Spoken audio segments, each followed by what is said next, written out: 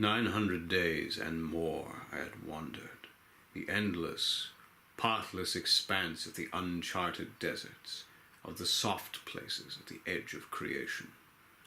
The wind howled and whipped viciously around me, tearing at my robe, great clusters of sand battering at my eyes as I marched slowly on. Ahead of me, taking refuge from the gathering storm, a winding wagon train rested. The great beasts that drew the caravan huddled closely together at the head, their thick, leathery hides protecting them from the sandstorm's fury. I ran as swiftly as my legs could go along the shifting sands beneath me. I waved my cane aloft to alert them to my presence. A strong-looking sentry caught sight of me amidst the swirling sands and leapt from his post to bring me in. He did not speak my language, for there are many travellers that pass through the uncertain places of the world in the hopes of finding home again. He led me in, a kind gesture, for he must have seen I was no threat. Very few were still out in the sands as I made my way along the wagons. Some were still tying down canvas and fastening the caravan securely to protect them from the winds. Whomever else may have been in this collective, be they merchant or marauder, were hidden away now in their wagons. Of all the vast caravans among their number, one stood out most to me, painted vibrant bloody red and emblazoned with grand gold insignia, a language I could not read. It was immediately and entirely overwhelming, drawing my eye and then drawing the rest of me in closer, as though pulled by magnetism or some unseen hook through my chest. The same strong sentry cried out to me in his unrecognized tongue, and though I could not decipher his words, I recognized a warning when I heard one. Yet still, somehow, I could not turn away.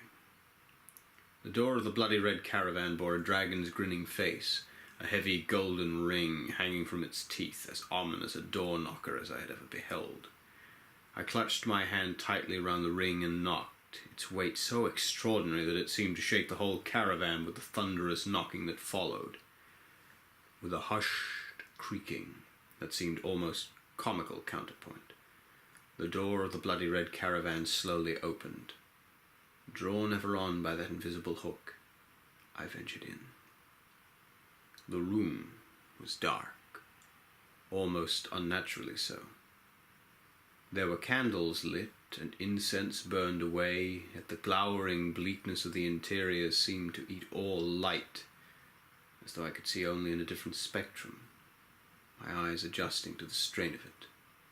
Posters and placards hang from the wall depicting unearthly battles of demons and the 7 great beasts feasting on men by the 1,000. In the middle of the room sat a little old man, thin and pale, wearing a long red robe and puffing away on an opium pipe. In the dark I could not make out much of him, but I saw his long beard, his long fingers, and the razor nails at the end of them. But mostly I could see his eyes.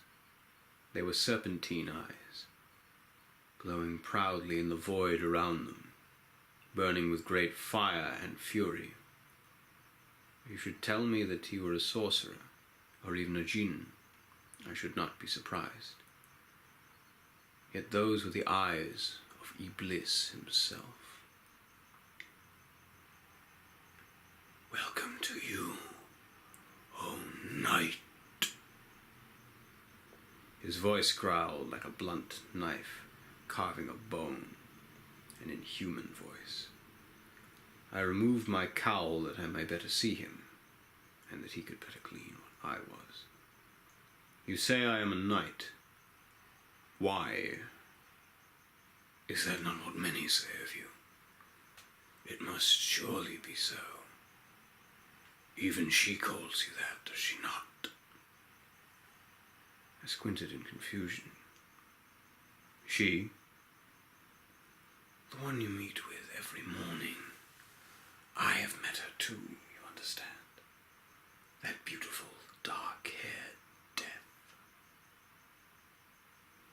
tried to step backwards in fear, yet I was held fast in place by the grip of some terrible magic. Then you would know that death comes to all of us in time. He grinned, and I could see the yellowing gravestones of his teeth, a cloud of opioid smoke bursting from his nostrils. Only if you fear her. At this, he reached into the long left sleeve of his woolen robe and drew out a deck of tarot cards. He cut the cards and shuffled them, then drew from the top 2 cards. The first was of a knight in blue, labeled only the Lost. The second was the skeletal visage of a reaper, quite unlike that beautiful death of my mornings. He tore the death card in half and set it ablaze in a nearby candle. I have no fear of death, he smiled sinisterly. Tarot cards only have as much meaning as you wish them to have. I have seen death, and I know that she is not impressed by your fearless burning of her inaccurate representative. The single, ugly laugh of the old man was like a shark coughing up an undigested fish, as unpleasant a sound as I could ever hear. Then tell me, O knight, how long have you been running from her? For why else would one such as yourself be so far from home, out here in the desert of lonesome souls? Or perhaps there is another reason. He drew again from the top of the tarot cards a picture of a faceless maiden labeled only her. How far have you traveled, O knight, in your quest for her? Has it been 1,000 days yet, or surely even more? Must you travel all the world to find her? How deep are the oceans? How high the atmosphere? I felt my fist clenching tightly shut, though I did not say anything more with words. If I had a sword, I would have slit his throat. I should have liked nothing more than to test his immortality. Or perhaps it is that you have found her. Perhaps many of them. But the quest was for naught. Is there someone there now, O knight? Is there someone in your heart? I felt my fist uncurl into fingers and my heart sink deeply. He grinned that monstrous, yellowed grin. I know what you meet with in your slumbering hours. You have seen the Dream Eater, the emptiness. What is it that he offers you? To take her away? I nodded. The Dream Eater still made his way to me, no matter how I tried to convince myself he was imagined. And dark-haired Death? She offers to take you away, doesn't she? They're both so lacking in imagination. They offer removal. But I, O knight. A sound like a tiger's growl purred in the back of his throat. I offer change. The human heart can be changed quite often, quite easily. I can change her heart if you so desire it. I can do so for so small a cost as well, if you should desire it. I glared at the mysterious peddler, his offer hanging over me like the sword of Solomon. I felt my desperation, my loneliness, my lifetime spent in pain rise to the surface. And then I knew. Whatever the cost you may ask for, it is too high. Her heart is hers, and only hers. To do anything to it, to make any change.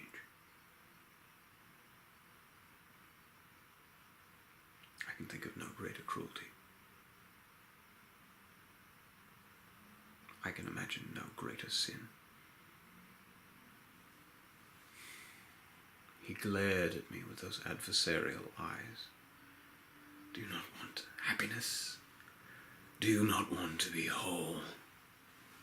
Not at the cost placed upon her. A cost unbearable. Besides, if I ever truly loved her for who she is, if I were to change that, she wouldn't be that person anymore. She would be a mockery. Then are you prepared to die alone? Questions stung me like scorpion's venom. No, I'm not. I fear nothing more. But that's why I keep going. That at least I can say at the end of it all that I tried. That I had hope. Whatever happens, happens. I can ask nothing more.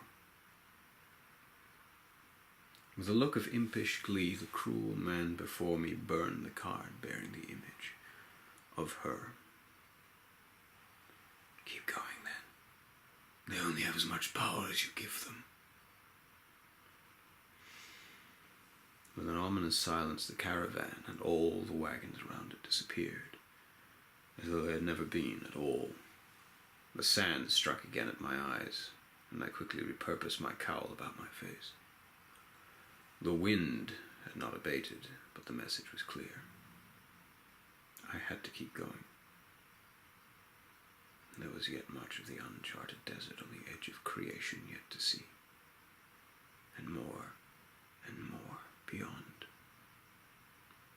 So I continued on, in hopes of finding shelter before nightfall came, before the Dream Eater should visit me again, and death beyond that.